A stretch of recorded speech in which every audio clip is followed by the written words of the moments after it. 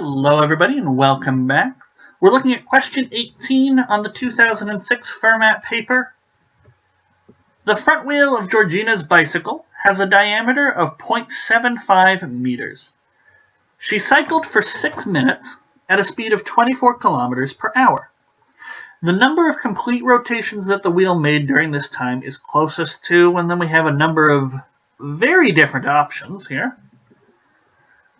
Alright, so we want complete rotations that the wheel made during her trip. Well, how can we relate complete rotations of a wheel to things like how fast she was going, or how long she was riding, or I guess since I have those pieces of information, I can figure out how far she went. 6 minutes, 24 kilometers per hour, very easy to tell you how far she went. Speed times time is distance. So we sort of only have those three pieces of information: speed, distance, and time. And we want to relate, the way to answer this question is relate the number of complete rotations her wheel made to one or more of those quantities. Okay, that's the challenge here.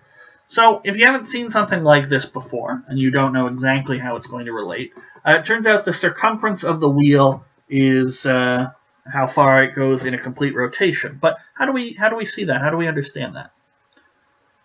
So imagine she's got her bike wheel, and it's covered in, let's say, blue paint.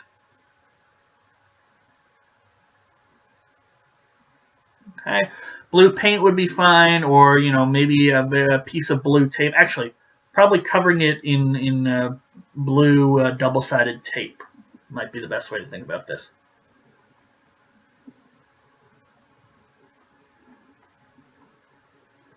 So tape that's sticky on both sides. Okay, so she starts with her bike wheel, and we'll say, we'll put in the green tick just so we can see how far we've gone.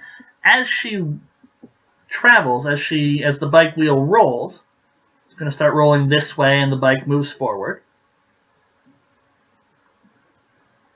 But you can imagine it almost like some thread or something. But as we roll, the sticky side of the tape is going to start sticking and being laid down in a line as she travels.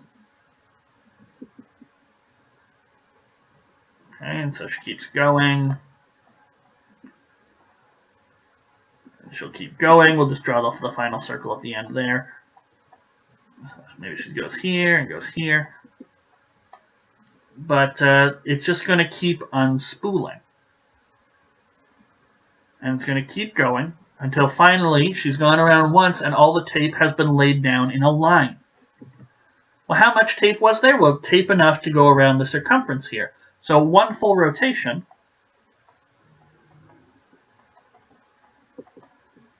equals she has traveled one circumference, or the length of a circumference, because that's how much tape we needed to go around the bike wheel once. Okay, or you could imagine sort of it's a ball of, a spool of thread, and so you go around once, and one circumference has been unspooled. You keep going, another circumference has been unspooled, and so on. There's lots of ways to view it, but the point is we've got that connection. One rotation of the bike, the thing we're trying to count, is now expressible as a distance, a length, the length of the circumference. Okay, so if I figure out how far she's gone in total and how long the circumference is, divide those two numbers and I will get the number of rotations she's made. Well, I have enough information to solve those. The circumference, we weren't told the radius, we were told the diameter, which I thought was odd. But the diameter, 0.75 meters, so circumference is pi times the diameter. So this is going to be 0.75 or 3/4 pi meters she's going. Okay. Now, because we got meters here and I don't want to convert that to kilometers, the meters she traveled is, so she goes 6 minutes, and she's doing 24 kilometers per hour. Is that it? 24 kilometers per hour? Yes, 24 kilometers per hour. I'm just very quickly going to convert this into meters per minute. So there's 1,000 meters in 1 kilometer, and there's 60 minutes in 1 hour. So we line it up properly so that the kilometers and the hours cancel out. We're going to be left with meters per minute.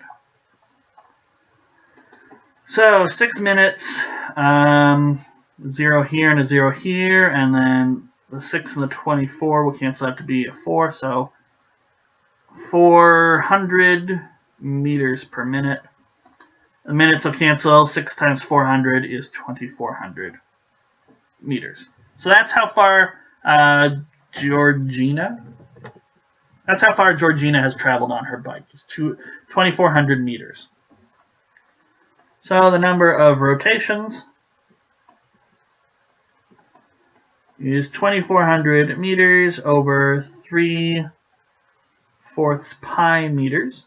The meter signs will cancel out. 2,400 over 3 is 800, times 4 is 3,200 over pi. Now pi is basically 3.14, and the numbers here are fairly different. 3.14, very sort of similar to 3.20. So I would guess the answer is probably B. You know, if I didn't have my calculator, I'd say, well, I could probably guess that it's sort of going to be B, because we're only off by 1 decimal place with pi. 3.14, just add 0.06, and you get 3.2. So it's basically just going to be a division that gives us something around 1,000. So my guess is B, but I've got my calculator. Let's calculate this out. 3,200 divided by pi, 1,018.59. So yeah, 1,020 will do. So we'll fill that in. It's going to be B. So 1,018.59. So basically B. So that's question 18. If you hadn't seen that connection between distance you've traveled in one rotation is equal to the circumference, now you know, and this is a great way to think about it. Double-sided tape, yarn or string or anything like that, thread if you're a sewer. But there it is, and that's question number 18. In the next video, we're going to look at question number 19. I hope to see you there.